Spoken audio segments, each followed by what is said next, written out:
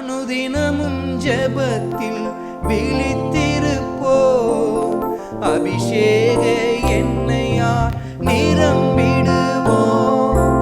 அனுதினமும் ஜெபத்தில் விழித்திருப்போ, அபிஷேக எண்ணெயால் நிரம்பிடு. சீக்கிரமாய் வர இருக்கிற பரிசுத்தவான்களின் ராஜாவாகிய கர்த்தராகிய இயேசு கிறிஸ்துவின் நாமம் மகிமைப்படுவதாக. கர்த்தரின் வருகை எவ்வளவு சமீபமாய் இருக்கிறது. உலகத்தில் ஏற்படும் அதி தீவிரமான மாற்றங்கள் இவைகளை நமக்கு உணர்த்தி காட்டிக் கொண்டிருக்கிறது. நம்முடைய உள்ளங்கள் ஆனந்த களிப்பினால் நிறையத்தக்க மிக முக்கியமான ஒரு வேளையில் நாம் நெருங்கி வந்து கொண்டிருக்கிறோம். உலகத்தில் ஏற்படுகிற ஆச்சரியமான வேகமான மாற்றங்கள், உலகத்தில் ஏற்படுகிற அதி பயங்கரமான மாற்றங்கள், நம் ஆண்டவர் இயேசு கிறிஸ்துவின் வருகை எவ்வளவு சமீபமாக இருக்கிறது என்பதை நமக்கு உணர்த்தி காட்டிக் கொண்டிருக்கிறது அல்லவா? கர்த்தர் இந்த கடைசி நாட்களில் சபையை தன் வருகைக்கென்று அதி தீவிரமாய் ஆயத்தப்படுத்தும்படிக்கு பரிசுத்தப்படுத்தி மகிமையுள்ள சபையாய் தனக்கு முன்பாக நிறுத்தி கொள்ள வேண்டும் என்பதற்காக கர்த்தருடைய ஆவியானவர் இந்த கடைசி நாட்களில் மிக வல்லமையாய் தன் வார்த்தையின் மூலமாய் நம்மோடு கூட இடைப்பட்டு கொண்டே இருக்கிறார். சபையை தன் மகிமையான வருகைக்கென்று ஆயத்தப்படுத்தும்படிக்கு அதி தீவிரமாய் கர்த்தருடைய ஆவியானவர் செயல்பட்டு கொண்டிருக்கிற கடைசி நாட்கள் இது. இன்றைய நாளில் கர்த்தருடைய ஆவியானவர் 3 சம்பவங்களை நம்முடைய கண்களுக்கு முன்பாக நிறுத்தி சபையை உணர்த்தி காட்ட விரும்புகிறார். வேதத்தில் காணப்படுகிற 3 சம்பவங்கள், அதில் 2 சம்பவங்கள் ஏற்கனவே நடந்துவிட்டன. ஆனால் இன்னும் ஒரு சம்பவம் அதி சீக்கிரத்தில் இந்த உலகத்தில் நடைபெற இருக்கிறது. இந்த 3 காரியங்களையும் கர்த்தருடைய ஆவியானவர் சபைக்கு உணர்த்தி காட்டி நாம் கர்த்தரின் வருகைக்கு எவ்வளவு சமீபித்து வந்திருக்கிறோம் என்பதை உணர்த்தி காட்டி சபை தன்னை எவ்வளவு வேகமாய் ஆயத்தப்படுத்த வேண்டும், இந்த காலகட்டத்தில் தேவஜனங்களாகிய நம்மிடத்தில் கர்த்தருடைய ஆவியானவர் எதிர்பார்க்கும் காரியம் எப்படிப்பட்டது என்பதை கர்த்தருடைய ஆவியானவர் நமக்கு உணர்த்தி காட்ட இருக்கிறார். 3 சம்பவங்கள், அதில் 2 சம்பவங்கள் ஏற்கனவே நடைபெற்று முடிந்துவிட்டது. இன்னும் ஒரு சம்பவம் அதி சீக்கிரமாய் நடைபெற இருக்கிறது. வசனத்தை குறித்து கொள்ளுங்கள். ஆதியாமத்தின் புத்தகத்தில் 11வது அதிகாரத்தில் 1 to 9 வரையிலும் இருக்கிற வசனத்தை குறித்து கொள்ளுங்கள். அது முதல் சம்பவம். 2வது சம்பவம் தானியேலின் புத்தகத்தில் 3வது அதிகாரத்தில் 1வது வசனத்திலிருந்து 7வது வசனம் வரையிலும் எழுதப்பட்டிருக்கிற காரியத்தை குறித்து கொள்ளுங்கள். அது 2வது சம்பவம்.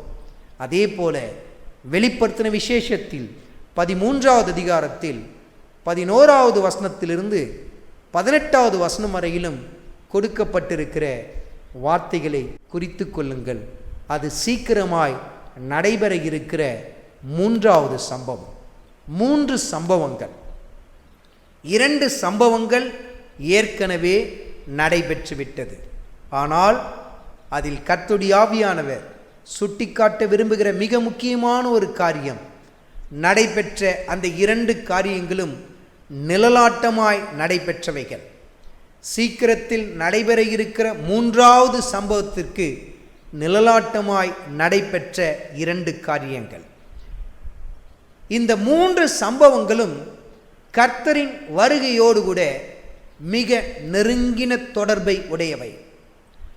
அதிலும் கர்த்தருடைய ஆவியானவர் மகிமையின் சபையை தன்னோடு கூட சேர்த்து கொள்ளுகிற இரகசிய வருகைக்காக தேவ ஜனங்களை சுட்டிக்காட்டி உணர்த்தி காட்டி தட்டி எழுப்பி பரிசுத்தப்படுத்தி தனக்கேற்ற பாத்திரங்களாய் அதி தீவிரமாய் ஆயத்தப்படுத்தி தனக்கு முன்பாக நிறுத்தி கொள்வதற்காக கர்த்தருடைய ஆவியானவர் இந்த 3 சம்பவங்களை சபைக்கு சுட்டிக்காட்டி இருக்கிறார்.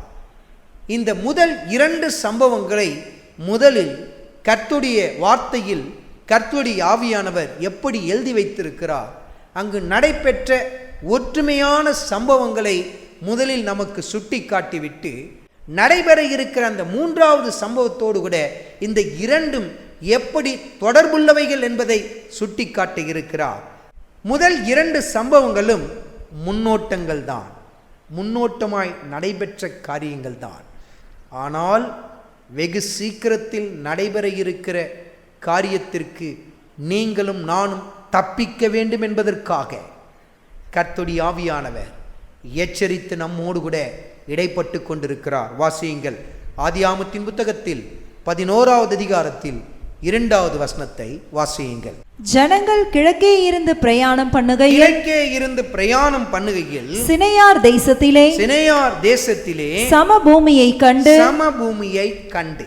இந்த முதல் சம்பவம் எங்கு நடைபெற்றது, முதலில் இந்த சம்பவங்கள் எங்கு நடைபெற்றது என்பதை கர்த்தர் தன் வார்த்தையிலிருந்து நமக்கு சுட்டி காட்டுகிறார். சினையார் எனப்படுகிற தேசத்தில் சமபூமியை கண்டு. அந்த முதல் சம்பவம் நடைபெற்ற இடம் எந்த இடம்?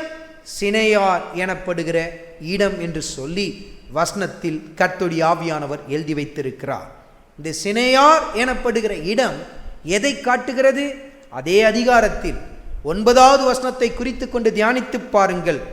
அதன் பேர் பாபேல் எனப்பட்டது என்று சொல்லி எழுதப்பட்டிருக்கிறதை நீங்கள் பார்க்க முடியும். பாபிலோனை அது காட்டுகிறது என்பதை கர்த்தருடைய ஆவியானவர் சுட்டி காட்டுகிறார். இது முதல் சம்பவம் நடைபெற்ற இடம். இரண்டாவது சம்பவம் நடைபெற்ற இடம் எந்த இடம் என்பதை வசனத்தில் கர்த்தருடைய ஆவியானவர் நமக்கு சுட்டி காட்டுகிறார். தானியேலின் புத்தகத்தில் 3வது அதிகாரத்தில் 1வது வசனத்தை வாசியுங்கள். ராஜாவாகிய நேபுகாத்நேச்சார் 60 முழ உயரமும் 6 முழ அகலமுமான ஒரு பொற்சிலையை பண்ணுவித்து பாபிலோன் மாகாணத்தில் இருக்கிற தூரா என்னும் சமபூமியிலே நிறுத்தினான். வசனங்களை இணைத்து ஒப்பிட்டு தியானித்து பாருங்கள். இந்த இரண்டு சம்பவங்களும் நடைபெற்ற இடத்தை கர்த்தருடைய வார்த்தையில் ஒப்பிட்டு தியானித்து பாருங்கள். முதல் சம்பவம் பாபிலோன் எனப்பட்ட சமபூமியில், சினையார் எனப்பட்ட இடத்தில், அது பாபிலோன் எனப்படும் என்பதையும் தொடர்ந்து தியானித்தோம். சமபூமியில் நடைபெற்ற ஒரு காரியம். அதே போல இரண்டாவது சம்பவமும் பாபிலோன் மாகாணத்தில் தான் நடைபெற்றது என்பதை கர்த்தர் தன் வார்த்தையில் எழுதி வைத்திருக்கிறதை கவனித்து பாருங்கள். இரண்டு சம்பவங்களுக்கும் கால இடைவெளி பல 100 ஆண்டுகள். இரண்டும் வெவ்வேறு காலகட்டத்தில் நடைபெற்றது. ஆனால் ஒரே இடத்தில் தான் இரண்டு சம்பவங்களும் நடைபெற்றது. இரண்டும் வெவ்வேறு சம்பவங்கள் போல காணப்படுகிறது. ஆனால் சாராம்சமோ ஒன்றைத்தான் காட்டுகிறது. முதல் சம்பவத்தில் ஒரு கோபுரத்தை கட்ட துவங்கினார்கள். இரண்டாவது சம்பவத்தில் நேபுகாத்நேச்சர் ஒரு பொற்சிலையை நிறுத்தினான் என்று சொல்லி வாசிக்கிறோம். இரண்டும் வெவ்வேறு போல காணப்படுகிறது. ஆனால் இரண்டும் ஒரே நோக்கத்தை தான் வெளிப்படுத்தி கொண்டிருக்கிறது. இரண்டின் பின்னணியிலும் காணப்படுகிற கருப்பொருள் ஒன்றுதான் என்பதை கர்த்தருடைய ஆவியானவர் சுட்டி காட்டுகிறார். வாசியுங்கள். ஆதியாகமத்தின் புத்தகத்தில் 11வது அதிகாரத்தில் 4வது வசனத்தை வாசியுங்கள். பின்னும் அவர்கள் நாம் பூமியின் மீதெங்கும் சிதறி போகாதபடிக்கு நமக்கு ஒரு நகரத்தையும் வானத்தை அளாவும் சிகரமுள்ள ஒரு கோபுரத்தையும் கட்டி நமக்கு பேர் உண்டாக பண்ணுவோம் வாருங்கள் என்று சொல்லிக் கொண்டார்கள். நமக்கு பேர் உண்டாக பண்ணுவோம் வாருங்கள் என்று சொல்லிக் கொண்டார்கள். அவர்கள் அந்த கோபுரத்தின் கட்டுவதற்கு காரணம் என்ன? நமக்கு பேர் உண்டாக பண்ணுவோம். வானளாவ ஒரு கோபுரம். அப்படி என்றால் உன்னதத்தை போய் தொட வேண்டும். நமக்கு பேர் உண்டாக வேண்டும். நான் என்ற அகந்தை, நான் என்ற பெருமை அங்கு நிறைந்து காணப்பட்டதை கர்த்தருடைய ஆவியானவர் சுட்டி காட்டுகிறார். அவர்களுக்குள் நிறைந்து காணப்பட்ட பெருமை வானத்தை தொட வேண்டும். அது யாருக்குள் ஏற்பட்ட சிந்தை? விழுந்து போன சாத்தானுக்குள் ஏற்பட்ட சிந்தை. அதே சிந்தை அந்த ஜனங்களுக்குள் காணப்பட்டதை வசனத்தில் நாம் வாசிக்கிறோம். வானத்தை தொட வேண்டும், நமக்கு பேர் உண்டாக வேண்டும். மறைந்திருந்த காரியத்தை பாருங்கள். கட்டினது கோபுரத்தை தான், ஆனால் மறைந்திருந்ததோ நான் என்ற பெருமை. எங்களுக்கு பேர் உண்டாக வேண்டும், எங்களின் பெயரை அத்தனை பேரும் அறிய வேண்டும். நான் என்ற பெருமை மறைந்திருந்தது. அதே போலத்தான் இரண்டாவது சம்பவத்திலும் காரியங்கள் மறைந்திருந்ததை கர்த்தருடைய ஆவியானவர் சுட்டி காட்டுகிறார். வாசியுங்கள். தானியேலின் புத்தகத்தில் 3வது அதிகாரத்தில் 5வது வசனத்தை வாசியுங்கள். எக்காலம், நாகசுரம், கிண்ணரம், வீணை, சுரமண்டலம், தம்புரு முதலான சகலவித கீதவாத்தியங்களின் சத்தத்தை நீங்கள் கேட்கும்போது நீங்கள் தாழ விழுந்து ராஜாவாகிய நேபுகாத் நேச்சார் நிறுத்தின பொற்சிலையை பணிந்து கொள்ள கடவீர்கள். பணிந்து கொள்ள கடவீர்கள். ராஜா நிறுத்தின பொற்சிலையை நீங்கள் பணிந்து கொள்ள வேண்டும், வேறு எதையும் அல்ல. ராஜா நிறுத்தின பொற்சிலை. அப்படி என்றால் ராஜாவுக்குள் மறைந்து காணப்பட்ட நான் என்ற அகந்தை, நான் நிறுத்தின அந்த பொற்சிலையை நீங்கள் வணங்கித்தான் ஆக வேண்டும். அப்படி என்றால் என் கையின் கிரியைகளுக்கு நீங்கள் தலை வணங்கித்தான் ஆக வேண்டும். நான் என்ற சிந்தை மறைந்திருந்தது. அதோடு கூட கர்த்தருடைய ஆவியானவர் இன்னும் ஒரு காரியத்தை சுட்டி காட்டுகிறார். ஆதியாகமத்தின் புத்தகத்தில் 11வது அதிகாரத்தில் 6வது வசனத்தை வாசியுங்கள். அப்பொழுது கர்த்தர், இதோ ஜனங்கள் ஒரே கூட்டமாயிருக்கிறார்கள், ஒரே கூட்டமாயிருக்கிறார்கள், அவர்கள் அனைவருக்கும் ஒரே பாஷையும் இருக்கிறது, ஒரே பாஷையும் இருக்கிறது, அவர்கள் இதை செய்ய தொடங்கினார்கள், இப்பொழுதும் தாங்கள் செய்ய நினைத்தது ஒன்றும் தடைபட மாட்டாது என்று இருக்கிறார்கள். அவர்கள் சிந்தையை பாருங்கள். தாங்கள் செய்ய நினைத்தது தடைபட மாட்டாது என்று சொல்லி நினைத்து கொண்டிருக்கிறார்கள். நாங்கள் நினைத்தால் சாதித்து முடிப்போம் என்கிற மனநிலை, ஒன்றும் எங்களை தடைப்படுத்த முடியாது என்கிற மனநிலை. இது எதை காட்டுகிறது? சாத்தானுக்குள் நிறைந்து காணப்பட்ட பெருமை, அகந்தை, ஆணவம் அத்தனையையும் அந்த ஜனங்கள் பிரதிபலித்து கொண்டிருந்தார்கள். இது முதல் சம்பவம். இரண்டாவது சம்பவத்திலும் இதே போன்ற காரியத்தை நாம் பார்க்க முடியும். தானியேலின் புத்தகத்தில் 3வது அதிகாரத்தில் 15வது வசனத்தின் கடைசி பகுதியை வாசியுங்கள். உங்களை என் கைக்கு தப்புவிக்க போகிற தேவன் யார் என்றான். என் கைக்கு தப்புவிக்க போகிற தேவன் யார் என்றான். அப்படி என்றால் நான் நினைத்ததை சாதித்தே முடிப்பேன். யாராயிருந்தாலும் சரி, உங்களை என் கைக்கு தப்புவிக்கத்தக்க தேவன் யார் என்று சொல்லி பெருமைப்பட்டு அகந்தையோடு கூட பாபிலோனிய ராஜா அந்த இடத்திலே ஆணவத்தை வெளிப்படுத்தினதை பார்க்க முடியும். இந்த இரண்டு சம்பவங்களுக்கும் பின்னணியில் சற்று நிதானித்து பாருங்கள். கர்த்தருடைய ஆவியானவர் சுட்டி காட்டுகிறார். ஒன்று கோபுரத்தை கட்டி எழுப்பின காரியம், இன்னொன்று பொற்சிலையை எடுத்து நிறுத்தின காரியம். ஆனால் இரண்டிற்கும் பின்னணியிலும் பிசாசின் சிந்தை மறைந்திருந்ததை கர்த்தருடைய ஆவியானவர் சுட்டி காட்டுகிறார். இரண்டும் ஒரே இடத்தில் நிறுத்தப்பட்டவை. இரண்டு சம்பவங்களும் ஒரே இடத்தில் நடைபெற்ற சம்பவம். இரண்டு சம்பவங்களின் பின்னணியிலும் மறைந்திருப்பது பெருமையும் அகந்தையும் மன மேட்டிமையும் என்பதை கர்த்தருடைய ஆவியானவர் சபைக்கு சுட்டி காட்டுகிறார். அதே போலத்தான் வெகு சீக்கிரத்தில் நடைபெற இருக்கிற மூன்றாவது காரியம் இன்னும் நடைபெறவில்லை, வெகு சீக்கிரத்தில் நடைபெற இருக்கிறது என்பதை கர்த்தர் சபைக்கு சுட்டி காட்டுகிறார். வாசியுங்கள். வெளிப்படுத்தின விசேஷத்தில் 13வது அதிகாரத்தில் 14வது வசனத்தை வாசியுங்கள். மிருகத்தின் முன்பாக அந்த அற்புதங்களை செய்யும்படி தனக்கு கொடுக்கப்பட்ட சத்துவத்தினாலே பூமியின் குடிகளை மோசம் போக்கி பட்டயத்தினாலே காயப்பட்டு பிழைத்த மிருகத்திற்கு ஒரு சொரூபம் பண்ண வேண்டும் என்று பூமியின் குடிகளுக்கு சொல்லிற்று. பட்டயத்தினாலே காயப்பட்டு பிழைத்த மிருகம் என்று சொன்னால் கேட்டின் மனுஷனாகிய பாவ மனிதனாகிய அந்தி கிறிஸ்துவை குறிக்கிறது. சாத்தானின் நேரடி தூதுவனாகிய கேட்டின் மனுஷனை குறிக்கிறது. அவனுக்கு கர்த்தருடைய ஆவியானவர் தன் வேதத்தில் கொடுத்திருக்கிற வார்த்தை என்ன? மிருகம். மிருகம். அந்த மிருகத்திற்கு ஒரு சொரூபத்தை பண்ண வேண்டும் என்று சொல்லிற்று. அதை யார் சொன்னது என்பதை தொடர்ந்து நாம் தியானிக்க இருக்கிறோம்.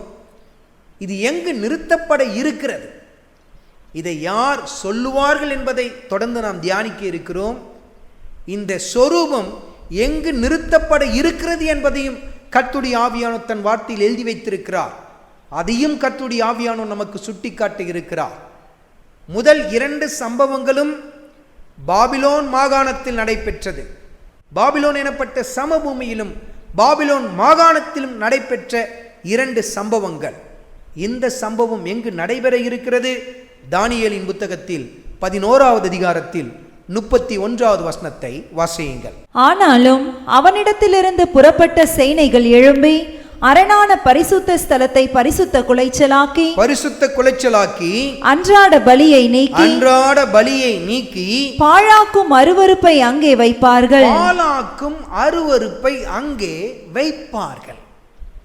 பாழாக்கும் அருவருப்பு என்று சொல்லி கர்த்தருடைய ஆவியானவர் அங்கு எழுதி வைத்திருக்கிறார். பாழாக்கும் அருவருப்பு. இதே காரியத்தை தானியேலின் புத்தகத்தில் 12வது அதிகாரத்தில் 11வது வசனத்தையும் குறித்து கொண்டு தியானித்து பாருங்கள். அன்றாட பலி நீக்கப்பட்டு பாழாக்கும் அருவருப்பு ஸ்தாபிக்கப்படும் காலம் முதல் என்று சொல்லி எழுதப்பட்டிருக்கிறதை நீங்கள் பார்க்க முடியும். பாழாக்கும் அருவருப்பு என்று சொல்லி கர்த்தருடைய ஆவியானவர் சுட்டி காட்டுகிறார். அருவருப்பு. அருவருப்பு தேவனுடைய பார்வையில் எது அருவருப்பான காரியம்? வசனத்தை குறித்து கொண்டு தியானித்து பாருங்கள். ஏசாயா தீர்க்கதரிசியின் புத்தகத்தில் 44வது அதிகாரத்தில் 19வது வசனத்தையும், உபாகமத்தின் புத்தகத்தில் 16வது அதிகாரத்தில் 22வது வசனத்தையும், உபாகமத்தின் புத்தகத்தில் 27வது அதிகாரத்தில் 15வது வசனத்தையும் குறித்து கொண்டு தியானித்து பாருங்கள். எது கர்த்தரின் பார்வைக்கு அருவருப்பான காரியம் என்பதை நீங்கள் பார்க்க முடியும். விக்கிரக ஆராதனை, விக்கிரகங்களை செய்தல், சொரூபங்களை வடிவமைத்தல், சொரூபங்களை உருவாக்குதல், சிலைகளை நிறுத்துதல் அருவருப்பானது என்பதை நீங்கள் பார்க்க முடியும். கர்த்தருக்கு அருவருப்பானது. அருவருப்பு என்று சொல்லி கர்த்தர் அதை அதிகமாய் சுட்டி காட்டுகிறார். விபச்சாரம், வேசித்தனம் கர்த்தரின் பார்வைக்கு அருவருப்பானவை. அதே போல விக்கிரகத்தை உண்டு பண்ணுதல், சொரூபங்களை நிறுத்துதல் கர்த்தரின் பார்வையில் அருவருப்பானவை என்பதை அந்த வசனத்தை நீங்கள் வாசிக்கும் பொழுது புரிந்து கொள்ள முடியும். பாழாக்கும் அருவருப்பு. அப்படி என்றால் அருவருப்பான ஒரு பொற்சிலையை அவர்கள் நிறுத்த இருக்கிறார்கள். எந்த இடத்தில் நிறுத்த இருக்கிறார்கள்? அதை நம்முடைய ஆண்டவர் தீர்க்க தரிசனமாய் முன்னுரைத்திருக்கிறார் தன் வார்த்தைகளில். மத்தேயு எழுதின சுவிசேஷத்தில் 24வது அதிகாரத்தில் 15வது வசனத்தை வாசியுங்கள். மேலும் பாழாக்குகிற அருவருப்பை குறித்து தானியேல் தீர்க்கதரிசி சொல்லி இருக்கிறானே, வாசிக்கிறவன் சிந்திக்க கடவன். நீங்கள் அதை பரிசுத்த ஸ்தலத்தில் நிற்க காணும்போது கர்த்தர் தீர்க்க தரிசனமாய் முன்னுரைத்தார். பாழாக்கும் அருவருப்பு எங்கு நிற்கும்? பரிசுத்த ஸ்தலத்தில் நிற்கும். பரிசுத்த ஸ்தலம்.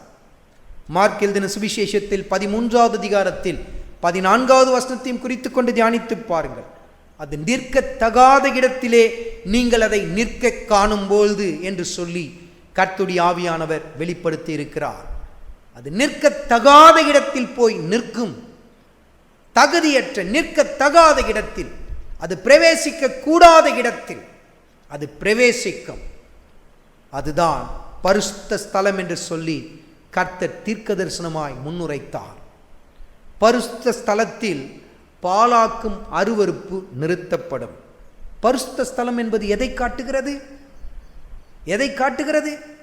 பழைய ஏற்பாட்டில் நீங்கள் வாசித்து பார்க்க முடியும். தேவனுடைய ஆலயத்தில் பரிசுத்த ஸ்தலம் என்று சொல்லி ஒரு இடம் காணப்பட்டதை நீங்கள் வசனத்தில் வாசிக்க முடியும். அப்படி என்றால் அது எங்கு ஸ்தாபிக்கப்படும்? தேவனுடைய ஆலயம் இருந்த எருசலேமில் ஸ்தாபிக்கப்படும்.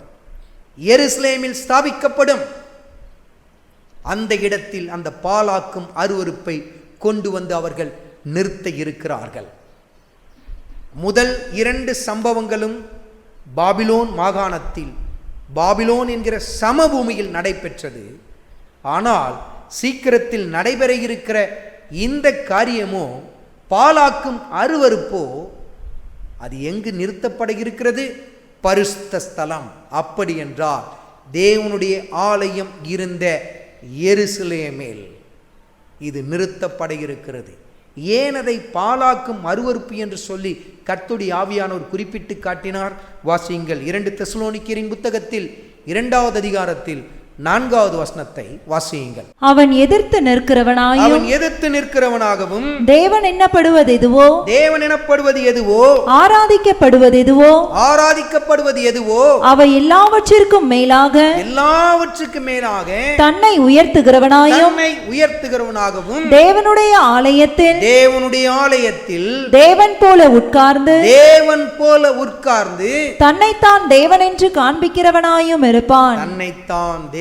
காண்பிக்கிறவனாயும் இருப்பான். பாருங்கள், தேவனுடைய ஆலயத்தில், தேவனுக்குரிய ஸ்தானத்தில் தன்னைத்தான் தேவன் என்று காண்பிக்கிறவனாய் அவன் இருப்பான். அதனால்தான் அவன் பாலாக்கும் அருவருப்பு என்று சொல்லி வசனத்தில் குறிப்பிட்டு காட்டப்படுகிறான். அருவருப்பான விக்கிரகத்தை, தேவன் வெறுக்கிற அருவருப்பான சொரூபத்தை பரிசுத்த ஸ்தலத்தில் கொண்டு வந்து நிறுத்த இருக்கிறார்கள். கர்த்தர் ஒப்பிட்டு காட்டுகிறார். இந்த 3 சம்பவங்களையும் ஒப்பிட்டு காட்டுகிறார். 2 சம்பவங்கள் நடைபெற்று முடிந்து விட்டது. 3வது சம்பவம் வெகு சீக்கிரத்தில் நடைபெற இருக்கிறது. இந்த முதல் 2 சம்பவங்களும் நடைபெற்றது யார் மூலமாய் நடைபெற்றது? பாபேல் கோபுரத்தை ஜனங்கள் எழும்பி கட்டினார்கள். பொற்சிலையை நேபுகாத்நேச்சார் என்கிற பாபிலோனிய ராஜா நிறுத்தினான். அப்படி என்றால் வெகு சீக்கிரத்தில் நடைபெற இருக்கிற இந்த 3வது காரியத்தை யாரோ ஒருவன் செய்ய இருக்கிறான் தானே. அதையும் கர்த்தர் தன் வார்த்தையில் எழுதி வைத்திருக்கிறார். யார் அதை செய்ய போகிறது? முதல் 2 சம்பவங்களை ஜனங்களை வைத்தும் ஒரு ராஜாவை வைத்தும் செய்து முடிக்கப்பட்ட ஒரு காரியம். அதே போல நிறுத்தப்பட இருக்கிற பொற்சிலை, பரிசுத்த ஸ்தலத்தில் ஸ்தாபிக்கப்பட இருக்கிற பொற்சிலை, தேவன் எனப்படுவது எதுவோ ஆராதிக்கப்படுவது எதுவோ அந்த இடத்தில் போய் நிறுத்தப்பட இருக்கிற அருவருப்பான சொரூபம்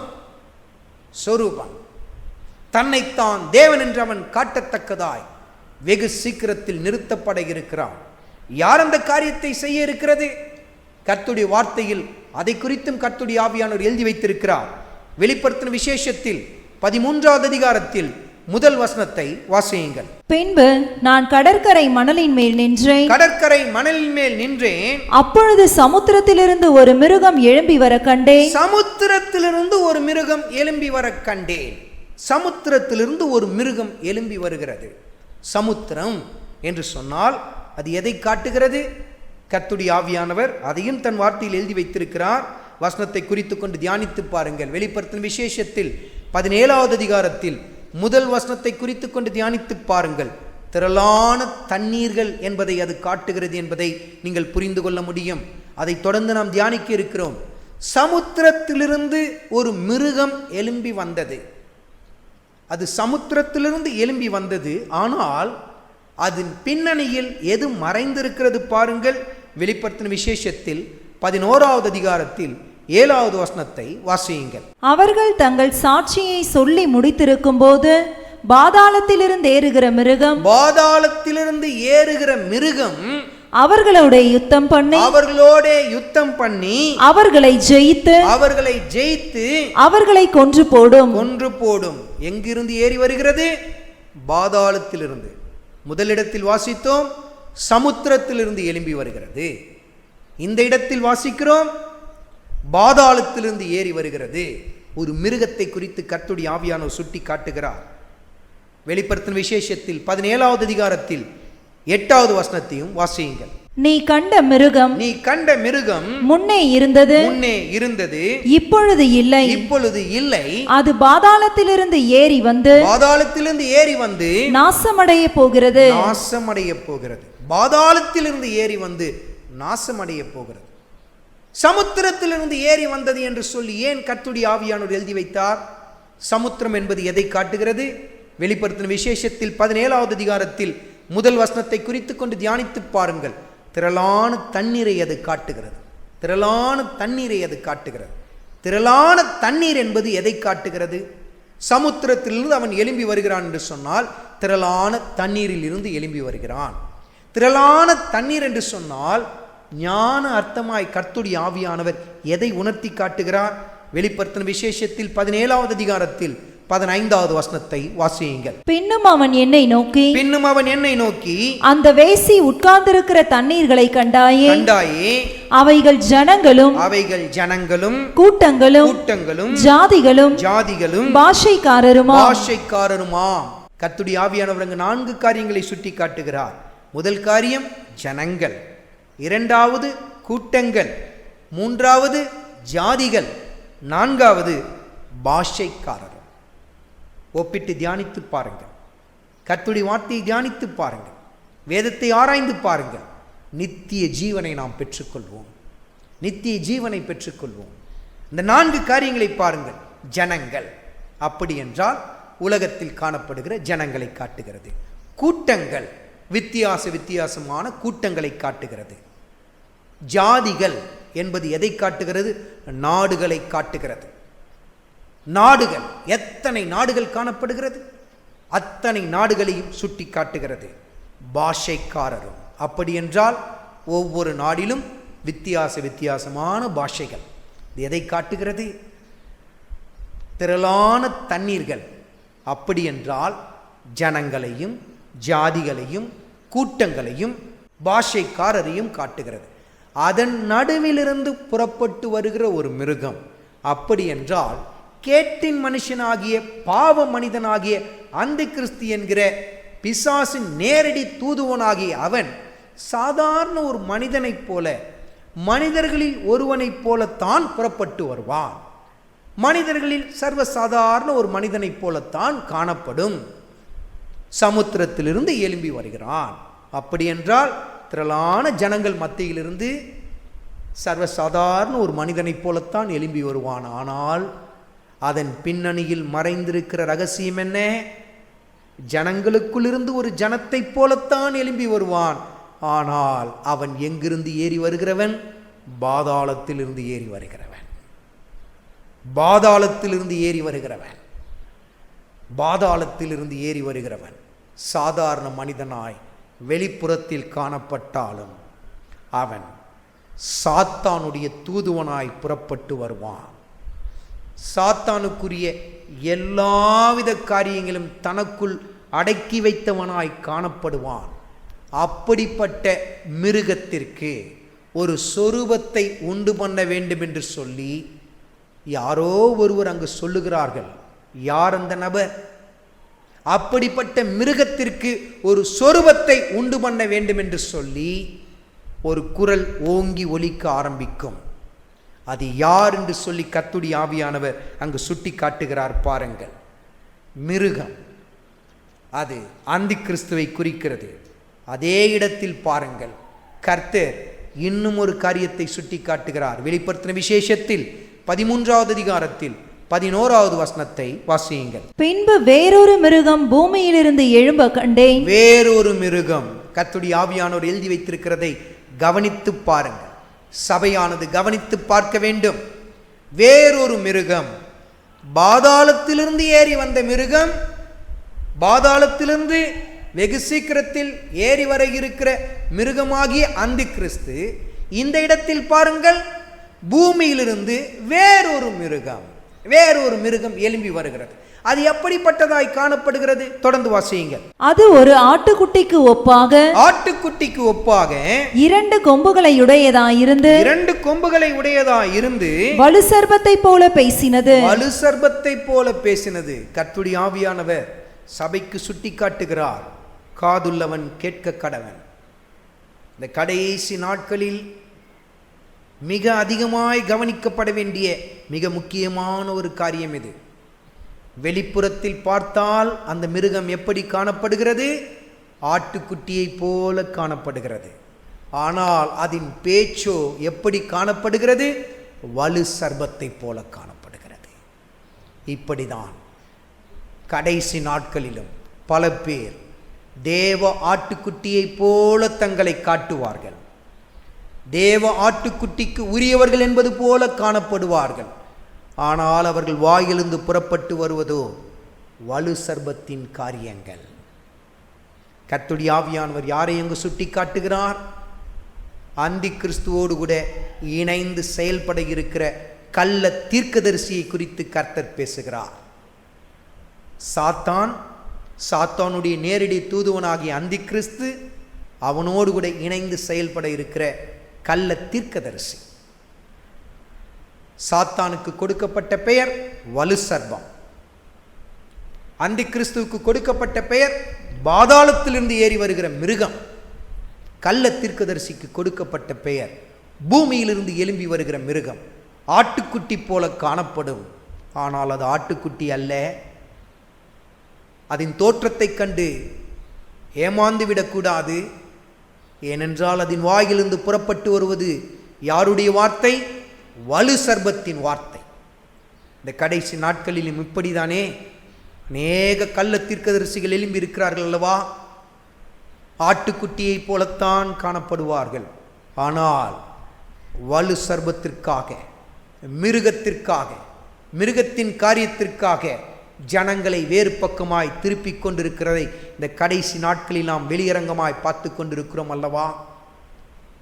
சபையானது இந்த கடைசி நாட்களில் விழித்திருக்க வேண்டியது அவசியம். தீர்க்க தரிசனம் என்கிற போர்வையில் வசனத்தை விட்டு உங்களை யார் திசை திருப்பிக் கொண்டிருந்தாலும் அவர்கள் ஆட்டுத்தோலை போர்த்தி வந்திருக்கிற ஓநாய்கள் என்று சொல்லி கர்த்தருடைய ஆவியானவர் உங்களோடு கூட இடைப்பட்டு கொண்டிருக்கிறார். பிரமிக்கத்தக்க தீர்க்க தரிசனங்களை சொல்லலாம், சொல்லுகிற காரியங்கள் நூல் தப்பாமல் நடக்கலாம்.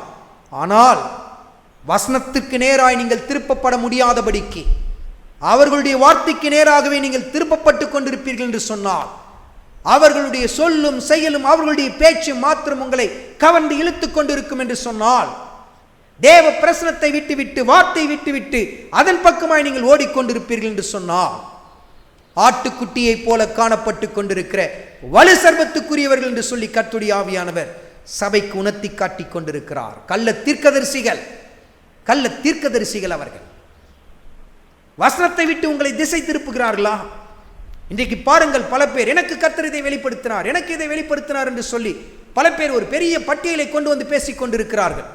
ஜனங்கள் அதையே கேட்டுக்கொண்டிருக்கிறார்கள், அதையே தங்களுடைய வாழ்க்கையில் மற்றவர்களோடு கூட பகிர்ந்து கொண்டிருக்கிறார்கள். அவர் இப்படி சொன்னார், அவர் இப்படி சொன்னார், அப்படி சொன்னார், அது அப்படியே நடைபெற்றுக் கொண்டிருக்கிறது. வார்த்தையை வாசித்தீர்களா? கர்த்தருடைய வசனத்தின் மீது உங்கள் கண்கள் பதிக்கப்பட்டிருக்கிறதா? உங்கள் கண்களை எவ்வளவு தந்திரமாய் கடைசி நாட்களில் சாத்தான் திசை திருப்பிக் கொண்டிருக்கிறான் என்பதை கவனித்து பாருங்கள். வேதாகமும் கைகளில் இருந்து, வேதாகமும் உள்ளத்திலிருந்து, உங்கள் வாயிலிருந்து வேத வாக்கியங்கள் புறப்பட்டு வர வேண்டிய இடத்தில் இன்றைக்கு யாரோ சொன்ன தீர்க்க தரிசனம், யாருக்கோ வெளிப்படுத்தின காரியங்கள் உங்கள் கரங்களை அலங்கரித்துக் கொண்டிருக்கிறதா? அதை குறித்தே பேசிக் கொண்டிருக்கிறீர்களா? அந்த காரியத்தை குறித்தே எப்பொழுதுமே உரையாடி கொண்டிருக்கிறீர்களா? எச்சரிக்கையாயிருங்கள், கவனமாயிருங்கள். நீங்கள் தந்திரமாய் திசை திருப்பப்பட்டு கொண்டிருக்கிறீர்கள். வார்த்தையை விட்டு எந்த காரியம் உங்களை திசை திருப்பினாலும் அவர்கள் கள்ளர்கள். ஆட்டுக்குட்டியை போல காணப்பட்டாலும் வலு சர்ப்பத்துக்காக பேசிக் கொண்டிருக்கிறவர்கள். பூமியிலிருந்து எழும்பி வந்த ஒரு மிருகம். அந்த மிருகம் என்ன செய்கிறது பாருங்கள். மீண்டும் வாசியுங்கள். வெளிப்படுத்தின விசேஷத்தில் 13வது அதிகாரத்தில் 11வது வசனத்தை வாசியுங்கள். பின்பு வேறொரு மிருகம் பூமியிலிருந்து எழும்ப கண்டேன். அது ஒரு ஆட்டுக்குட்டிக்கு ஒப்பாக இரண்டு கொம்புகளை உடையதாயிருந்து வலுசர்பத்தை போல பேசினது. அது முந்தின மிருகத்தின் அதிகாரம் முழுவதையும் அதன் முன்பாக நடப்பித்து. இரண்டு மிருகத்தை கர்த்தருடைய ஆவியானவர் சுட்டி காட்டுகிறார். ஒன்று அந்தி கிறிஸ்து, இன்னொன்று கள்ள தீர்க்கதரிசி. இந்த கள்ள தீர்க்கதரிசி என்ன செய்கிறான்? அவன்தான் இந்த காரியத்தை செய்ய போகிறான் என்று சொல்லி கர்த்தருடைய ஆவியானவர் சுட்டி காட்டுகிறார். 14வது வசனத்தை வாசியுங்கள். மிருகத்தின் முன்பாக அந்த அற்புதங்களை செய்யும்படி தனக்கு கொடுக்கப்பட்ட சத்துவத்தினாலே பூமியின் குடிகளை மோசம் போக்கி பட்டயத்தினாலே காயப்பட்டு பிழைத்த மிருகத்திற்கு ஒரு சொரூபம் பண்ண வேண்டும் என்று பூமியின் குடிகளுக்கு சொல்லிற்று. சொரூபத்தை பண்ண வேண்டும் என்று சொல்ல போகிறது யார்? கள்ள தீர்க்கதரிசி. பிரமிக்கத்தக்க அதிசயங்களை அவன் செய்வான். வானத்திலிருந்து அக்கினியை விழச் செய்வான். அநேகர் கண்டு ஆச்சரியப்படத்தக்கதான அற்புத அடையாளங்களை செய்வான். வசனங்களை குறித்து கொண்டு தியானித்து பாருங்கள். இந்த கள்ள தீர்க்கதரிசியை குறித்து கர்த்தருடைய ஆவியானவர் தன் வார்த்தையில் எழுதி வைத்திருக்கிறார். வெளிப்படுத்தின விசேஷத்தில் 13வது அதிகாரத்தில் 11 to 14 வரையிலும் கொடுக்கப்பட்டிருக்கிற வசனங்களை ஒப்பிட்டு தியானித்து பாருங்கள். வெளிப்படுத்தின விசேஷத்தில் 19வது அதிகாரத்தில் 20வது வசனத்தோடு கூட ஒப்பிட்டு வாசித்து பாருங்கள். 16வது அதிகாரத்தில் 13வது வசனத்தில் கொடுக்கப்பட்டிருக்கிற வசனத்தோடு கூட ஒப்பிட்டு தியானித்து பாருங்கள். மீண்டும் சொல்லுகிறேன், வெளிப்படுத்தின விசேஷத்தில் 13வது அதிகாரத்தில் 11 to 14 வரையிலும் கொடுக்கப்பட்டிருக்கிற வேத வாக்கியங்களை வெளிப்படுத்தின விசேஷத்தில் 19வது அதிகாரத்தில் 20வது வசனத்தோடு கூட ஒப்பிட்டு தியானித்து பாருங்கள். அதே போல 16வது அதிகாரத்தில் 13வது வசனத்திலும் கொடுக்கப்பட்டிருக்கிற வார்த்தைகளோடு கூட ஒப்பிட்டு தியானித்து பாருங்கள். கள்ள தீர்க்கதரிசியை குறித்து தான் கர்த்தர் அங்கு எழுதி வைத்திருக்கிறார் என்பதை நீங்கள் உணர்ந்து கொள்ள முடியும். அப்படி என்றால் கோபுரத்தை கட்ட வேண்டும் என்று சொல்லி ஜனங்கள் எழும்பினார்கள். பொற்சிலையை நிறுத்த வேண்டும் என்று சொல்லி நேபுகாத்நேச்சார் எழும்பினான். மிருகத்துக்கு சொரூபத்தை பண்ண வேண்டும் என்று சொல்லி கள்ள தீர்க்கதரிசி எழும்புவான். கள்ள தீர்க்கதரிசி எழும்புவான். கர்த்தருடைய ஆவியானவர் சுட்டி காட்டுகிறார். இந்த 3 சம்பவங்களையும் கர்த்தர் ஒப்பிட்டு காட்டுகிறார். வெவ்வேறு சம்பவங்கள் நடைபெற்று முடிந்த 2 சம்பவம், வெகு சீக்கிரத்தில் நடைபெற இருக்கிற இன்னும் ஒரு சம்பவம். இவைகள் கைகூடி வந்ததின் ரகசியம் என்ன? இந்த முதல் 2 சம்பவங்களும் எப்படி அவர்களுக்கு சாத்தியமாய் மாறினது, அதை கர்த்தருடைய ஆவியானவர் சுட்டிக்காட்டி அதோடு கூட 3வது சம்பவத்தை தொடர்பு படுத்தி காட்டியிருக்கிறார். வாசியுங்கள். ஆதியாகமத்தின் புத்தகத்தில் 11வது அதிகாரத்தில் 1வது வசனத்தை வாசியுங்கள். பூமி எங்கும் ஒரே பாஷையும் ஒரே விதமான பேச்சும் இருந்தது. வசனத்தை கவனித்து பாருங்கள்.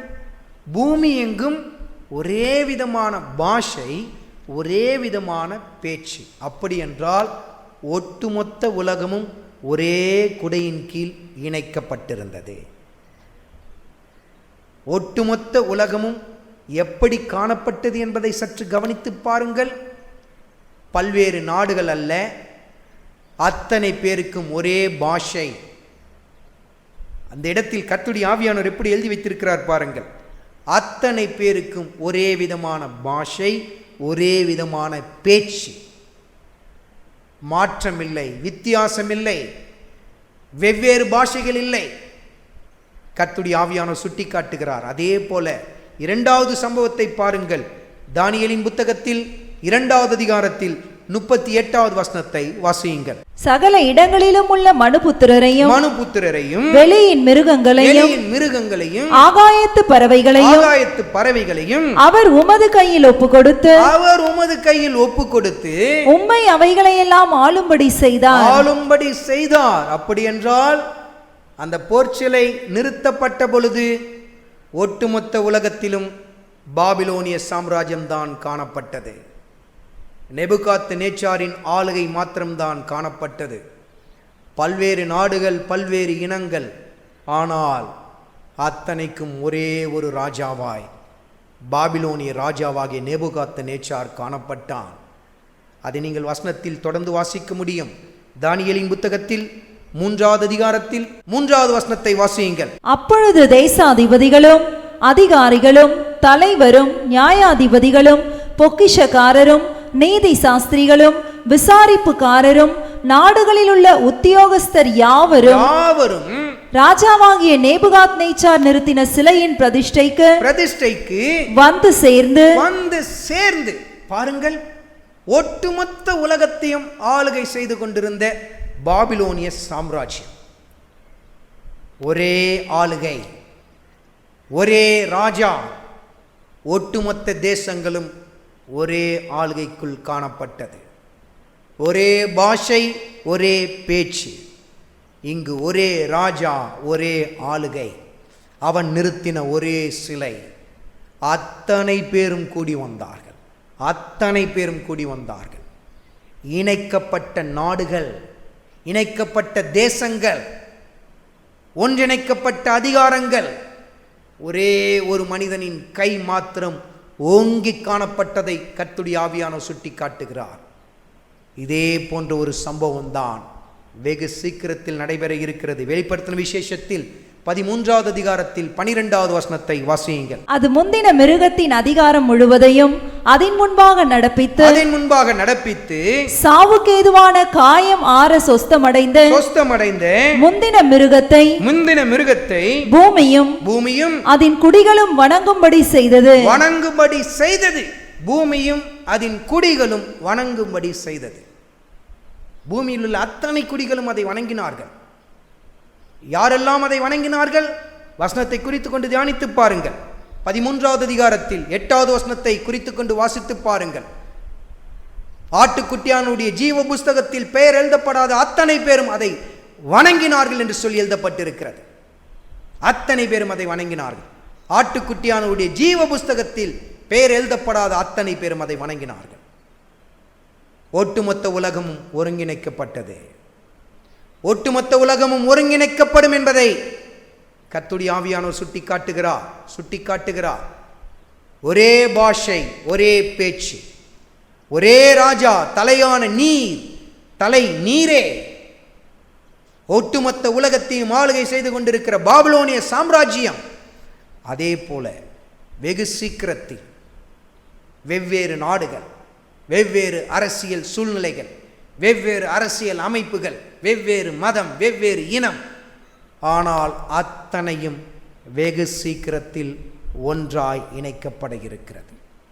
ஒரே நாடு, ஒரே வழிபாடு, ஒரே ஆளுகை என்று சொல்லி வெகு சீக்கிரத்தில் உலகம் அதிசீக்கிரமாய் மாற இருக்கிறது. முந்தின 2 சம்பவங்களும் தொடங்கி நடைபெறுவது போல நடைபெற்று வீழ்ந்து போனது. கோபுரத்தை கட்ட துவங்கினார்கள், கட்ட முடிக்காமல் முடிந்து போனது. அது தோல்வியில் முடிந்தது. அதே போல நேபுகாத்நேச்சாரும் பொற்சிலையை நிறுத்தினான். ஓரளவுக்கு கைகூடி வந்தது போல காணப்பட்டது. ஆனால் முடிவில் அவன் மனம் திரும்பத்தக்கதான காரியங்கள் நடைபெற்றது. 2 சம்பவங்களும், முந்தி நடந்த 2 சம்பவங்களும் தோல்வியில் முடிந்தது. ஆனால் நடைபெற இருக்கிற 3வது சம்பவம் ஒரு குறிப்பிட்ட காலகட்டம் வரையிலும் மிக ஜெயமாய் நடைபெற இருக்கிறது. ஏனென்றால் சாதாரணமாய் அவர்கள் அந்த பொற்சிலையை நிறுத்தப் போகிறது இல்லை. சாதாரணமாய் அவர்களுக்கு இந்த காரியங்கள் கைகூடி வரப்போவது இல்லை. வசனத்தை குறித்து கொண்டு தியானித்து பாருங்கள். எதனால் அவர்கள் இந்த காரியத்தில் ஜெயமெடுக்க இருக்கிறார்கள் என்பதை கர்த்தருடைய ஆவியானவர் தன் வார்த்தையில் சுட்டிக்காட்டுகிறார். வெளிப்படுத்தின விசேஷத்தில் 13வது அதிகாரத்தில் 2வது வசனத்தை வாசியுங்கள். நான் கண்ட மிருகம் சிறுத்தையைப் போல் இருந்தது. அதன் கால்கள் கரடியின் கால்கள் போலவும் அதன் வாய் சிங்கத்தின் வாயைப் போலவும் இருந்தன. வலு சர்ப்பமானது தன் பலத்தையும் தன் சிங்காசனத்தையும் மிகுந்த அதிகாரத்தையும் அதற்கு கொடுத்தது. வலு சர்ப்பத்தின் அதிகாரத்தினால், வல்லமையினால் மிருகத்திற்கு இந்த காரியங்கள் கைகூடி வர இருக்கிறது. சாத்தானின் நேரடி கட்டுப்பாடு, சாத்தானின் வல்லமையினால் அவர்கள் இதை செய்து முடிக்க இருக்கிறார்கள். வசனத்தை குறித்து கொண்டு தியானித்து பாருங்கள்.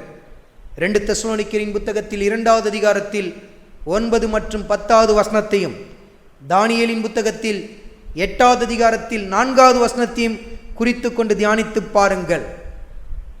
அவன் எப்படிப்பட்ட பலத்தினால் நடத்தப்படுவான் என்ற ரகசியத்தை நீங்கள் பார்க்க முடியும். எப்படிப்பட்ட வல்லமையினால் அவன் இதை செய்து முடிப்பான் என்பதை கர்த்தருடைய ஆவியானவர் அங்கே எழுதி வைத்திருக்கிறார்.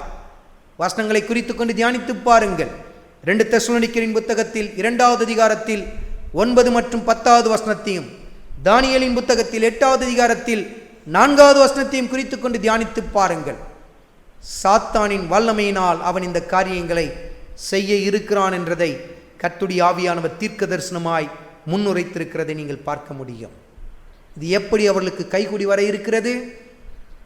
ஒரே பாஷை, ஒரே பேச்சு, ஒரே ராஜா, ஒரே ஆளுகை. அதே போல ஒட்டுமொத்த உலகமும் ஒன்றிணைக்கப்பட இருக்கிறது. ஒரே குடையின் கீழ் கொண்டு வரப்பட இருக்கிறது. வெவ்வேறு நாடுகள், வெவ்வேறு பாஷைகள், வெவ்வேறு மதங்கள், ஆனால் வெகு சீக்கிரத்தில் அத்தனை பேரும் ஆட்டுக்குட்டியானுடைய ஜீவ புஸ்தகத்தில் பெயர் எழுதப்படாமல் இருக்கிற அத்தனை பேரும் ஏற்றுக்கொள்ளத்தக்கதாய் ஒரே மதம், ஒரே வழிபாட்டு முறை, ஒரே தலைவன் என்று சொல்லி, ஒரே நாடு என்று சொல்லி ஒட்டுமொத்த உலகமும் ஒன்றிணைக்கப்பட இருக்கிறது. அதை எப்படி அவர்கள் செயல்படுத்த இருக்கிறார்கள்? வெளிப்படுத்தும் விசேஷத்தில் 13வது அதிகாரத்தில் 17வது வசனத்தை வாசியுங்கள். அந்த மிருகத்தின் முத்திரையாவது, அதன் நாமத்தையாவது, அதன் நாமத்தின் இலக்கத்தையாவது தரித்துக் கொள்ளுகிறவன் தவிர வேறொருவனும் கொல்லவும் விற்கவும் கூடாதபடிக்கும் செய்தது. ஒரே விதமான பொருளாதார கொள்கை வெகு சீக்கிரத்தில் உலகத்தில் கொண்டு வரப்பட இருக்கிறது. பொருளாதாரம், வர்த்தகம் எனப்படுகிற தந்திரமான காரியங்களினால் ஒட்டுமொத்த உலகத்தையும் அவர்கள் ஒன்றிணைக்க இருக்கிறார்கள். ஒட்டுமொத்த உலகத்தையும் ஒன்றிணைக்க இருக்கிறார்கள்.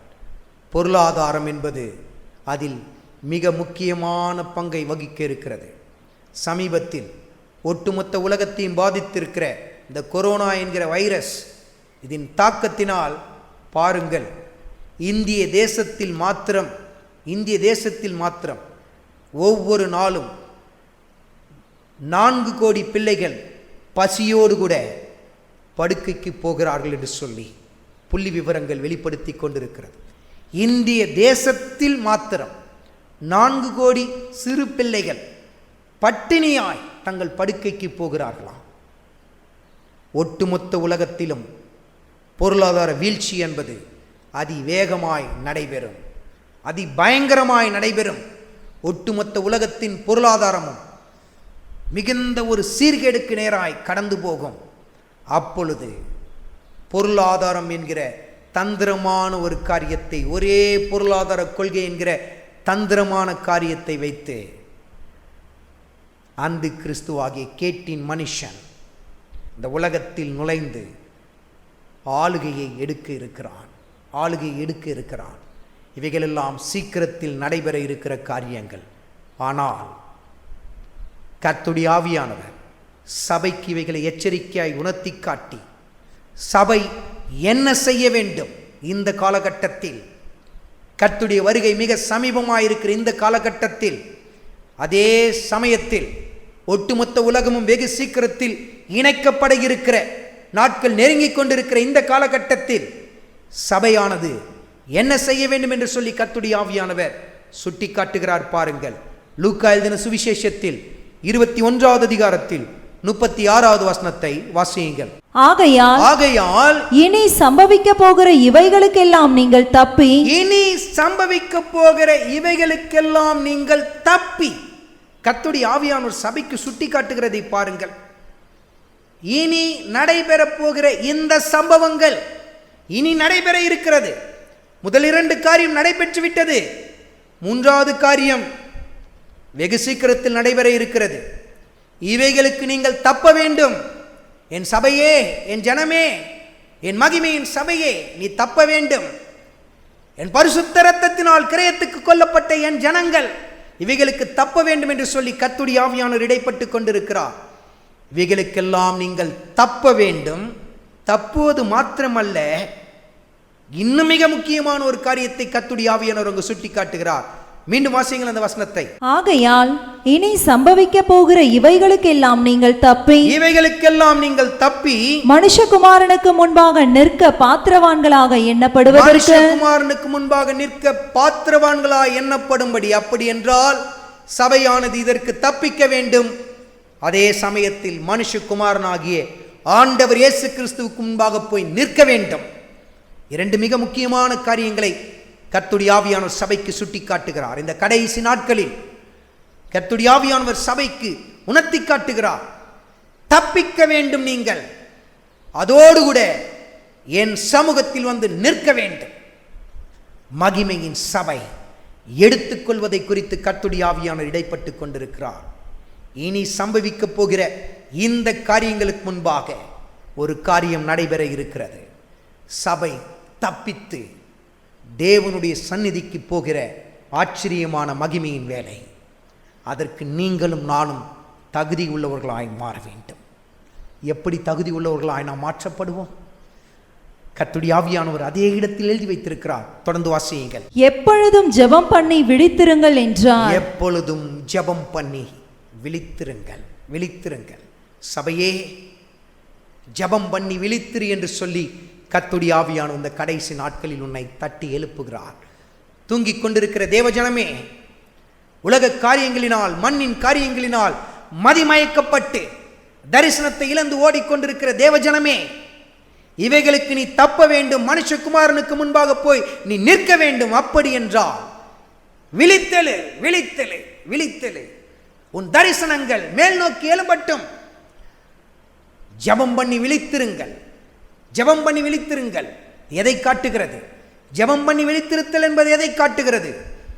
ஆண்டவர் இயேசு கிறிஸ்துவின் சமூகத்தை அதிகமாய் தேடுங்கள். தேவ பிரசனத்தை அதிகமாய் தேடுங்கள் என்று சொல்லி கர்த்தருடைய ஆவியானவர் உங்களோடு கூட இடைப்பட்டு கொண்டிருக்கிறார். ஏனென்றால் நீங்களும் நானும் எப்படிப்பட்ட காலகட்டத்தில் வாழ்ந்து கொண்டிருக்கிறோமோ தெரியுமா? கர்த்தருடைய ஆவியானவர் தொடர்ந்து இடைப்பட்டு கொண்டே இருக்கிறார். இந்த கடைசி நாட்களில் கர்த்தர் தன் எச்சரிப்பின் சத்தத்தை தொடர்ந்து சபைக்கு உணர்த்தி காட்டிக்கொண்டே இருக்கிறார். தொடர்ச்சியாய் ஒவ்வொரு தேவ செய்திகளிலும் கர்த்தருடைய ஆவியானவர் இந்த காரியத்தை மீண்டும் மீண்டும் நினைவுபடுத்தி கொண்டே இருக்கிறார். எப்படிப்பட்ட காலகட்டத்தில் இருக்கிறோம்? மத்தேயு எழுதின சுவிசேஷத்தில் 25வது அதிகாரத்தில் 6வது வசனத்தை வாசியுங்கள். நடுராத்திரியிலே இதோ மணவாளன் வருகிறார், அவருக்கு எதிர்கொண்டு போக புறப்படுங்கள் என்கிற சத்தம் உண்டாயிற்று. மணவாளன் நெருங்கிக் கொண்டிருக்கிறார். சபையே, உன்னை ஆயத்தப்படுத்து, புறப்படுவதற்கு உன்னை ஆயத்தப்படுத்து. அப்படிப்பட்ட காலகட்டத்தில் நீங்களும் நானும் வாழ்ந்து கொண்டிருக்கிறோம். கடைசி மணி வேலை அல்ல, கடைசி மணித்துளிகளில் வந்து அடைந்து விட்டோம். எஜமான் நெருங்கி வந்து கொண்டிருக்கிறார். சபையே, நீ விழித்தெழ வேண்டும். ஜெபம் பண்ணி விழித்திருங்கள். ஜெபம் பண்ணி விழித்திருங்கள். விழித்திருத்தல் என்பது எதை காட்டுகிறது? எதை காட்டுகிறது? சீர்படுத்துங்கள், சீர்படுத்துங்கள். தூங்கிக் கொண்டிருக்கிறவர்கள் அலங்கோலமாய் காணப்படுவார்கள். அவர்களை சுற்றி அலங்கோலமான காரியங்கள் காணப்படும். தூங்கிக் கொண்டிருக்கிற ஜனங்களாய் அல்ல, விழித்திருக்கிறவர்கள் சீர்படுத்துவார்கள். தரிசனம் தெளிவாயிருக்கும். சீர்படுத்த வேண்டும் என்று கர்த்தருடைய ஆவியானவர் சொல்லுகிறார். விழித்திருத்தல் என்பது எதை காட்டுகிறது? தெய்வீக தரிசனத்தை நோக்கி எழும்ப வேண்டும். ஜெபம், தேவ சமூகத்தை தேடுகிற காரியம். உங்கள் ஜெப நேரங்கள் அதிகரிக்கட்டும். தேவனோடு கூட சஞ்சரிக்கிற நேரங்கள் அதிகரிக்கட்டும். வேத வாசிப்பு, வேத தியானம் உங்கள் வாழ்க்கையின் உச்சகட்டத்தை போய் அடையட்டும். ஏனென்றால் நம் ராஜா அதி சீக்கிரமாய் வர இருக்கிறார். இவைகளுக்கு தப்பி மனுஷகுமாரனுக்கு முன்பாக நிற்க வேண்டும் என்று சொன்னால் விழித்திருந்து ஜெபம் பண்ணுங்கள் என்று சொல்லி கர்த்தருடைய ஆவியானவர் உங்களோடு கூட இடைப்பட்டு கொண்டிருக்கிறார். அனுதினமும் ஜெபத்தில் விழித்திருப்போம், அபிஷேக எண்ணெயா நிரம்பிடுவோம். அனுதினமும் ஜெபத்தில் விழித்திருப்போம். அபிஷேக எண்ணெயா நிரம்பிடுவோம்.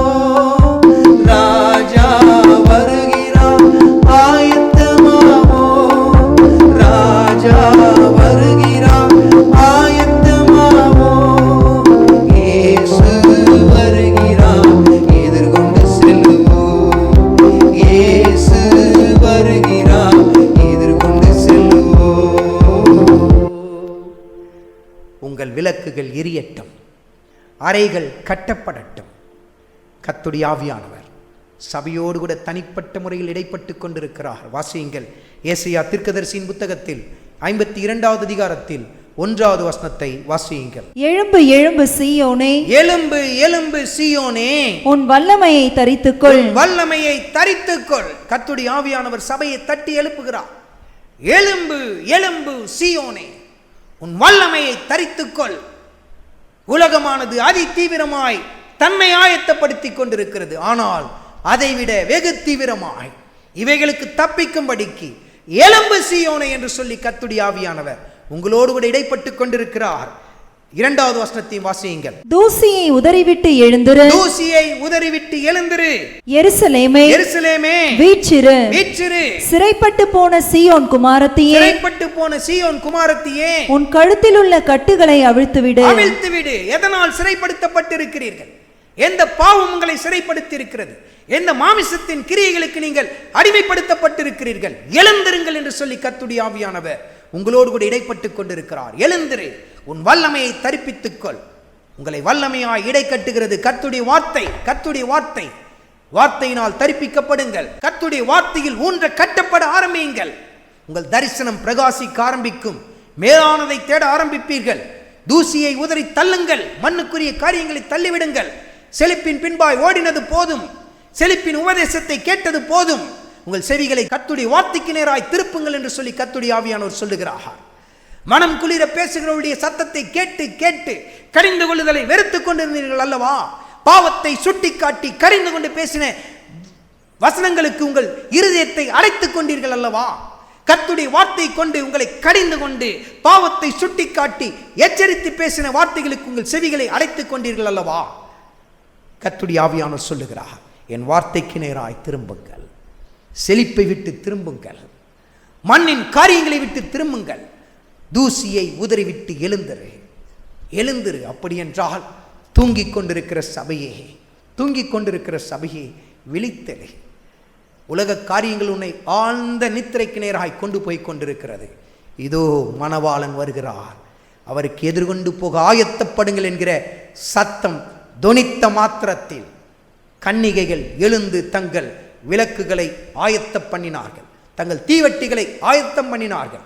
அப்படி என்றால் இருளான காரியங்களை தங்களை விட்டு அகற்ற ஆரம்பித்து இருளை தங்களை விட்டு வெளியேற்ற ஆரம்பித்தார்கள். விளக்குகள் எரிய எரிய உங்கள் வாழ்க்கையில் விளக்குகள் எரிய எரிய வசனமாகிய வெளிச்சம் வீச வீச இருளின் காரியங்கள் வெளியேற ஆரம்பிக்கிறது. இவைகளுக்கு தப்பி மனுஷகுமாரனுக்கு முன்பாக போய் நிற்க வேண்டும். உங்கள் விளக்குகள் எரியட்டும், அறைகள் கட்டப்படட்டும். நம்முடைய ராஜா அதி சீக்கிரமாய் வர இருக்கிறார். பாருங்கள், கரையில்லாமலே குற்றமில்லாமலே கர்த்தருக்கா வாழ்ந்து முன்னேறுவோம். கரையில்லாமலே குற்றமில்லாமலே கர்த்தருக்கா வாழ்ந்து முன்னேறுவோம். ராஜா வருகிறார், ஆயத்தமாவோம். ராஜா வருகிறார், ஆயத்தமாவோம். இயேசு வருகிறார், எதிர்கொண்டு செல்லுவோம். இயேசு வருகிறார், எதிர்கொண்டு செல்லுவோம். ஆயத்தப்படுங்கள். அதிவேகமாய் உங்களை ஆயத்தப்படுத்துங்கள். வசனத்தை குறித்து கொண்டு தியானித்து பாருங்கள். இந்த முதல் 2 சம்பவங்களும் நடைபெற்ற சமயத்தில் ஒரு ஆச்சரியமான ஒரு காரியம் நடைபெற்றது. ஆதியாகமத்தின் புத்தகத்தில் 11வது அதிகாரத்தில் 7வது வசனத்தை குறித்து கொண்டு தியானித்து பாருங்கள். நாம் இறங்கி போய் என்று சொல்லி கர்த்தர் சொல்லுகிறதை நீங்கள் பார்க்க முடியும். நான் இறங்கி போவேன் என்று சொல்லி கர்த்தர் இறங்கி வந்ததை நீங்கள் அங்கு பார்க்க முடியும். அதே போல தானியேலின் புத்தகத்தில் 3வது அதிகாரத்தில் 28வது வசனத்தில் நேபுகாத்நேச்சாரை கண்டு பிரமிக்கத்தக்கதாய் சாத்ராக், மேஷாக், ஆபேத்நேகோ என்கிற அந்த 3 விசேஷித்த புருஷர்களோடு கூட ஆச்சரியமாய் தேவ புத்திரனும் வந்து இறங்கத்தக்கதாய், தேவன் தன்னுடைய தூதனை அனுப்பி தன்னுடைய தாசர்களை விடுவிக்கத்தக்கதாய் தன் பிரசனத்தை அனுப்பினார். முதல் சம்பவத்திலும் தேவ பிரசனம் இறங்கி வந்ததை நீங்கள் பார்க்க முடியும். 2வது சம்பவத்திலும் தேவ பிரசனம் இறங்கி வந்ததை நீங்கள் பார்க்க முடியும். அதே போலத்தான் இந்த 3வது சம்பவம் நடைபெறும் பொழுதும் தேவன் இறங்கி வருவார். வெளிப்படுத்தின விசேஷத்தில் 17வது அதிகாரத்தில் 14வது வசனத்தை குறித்து கொண்டு தியானித்து பாருங்கள்.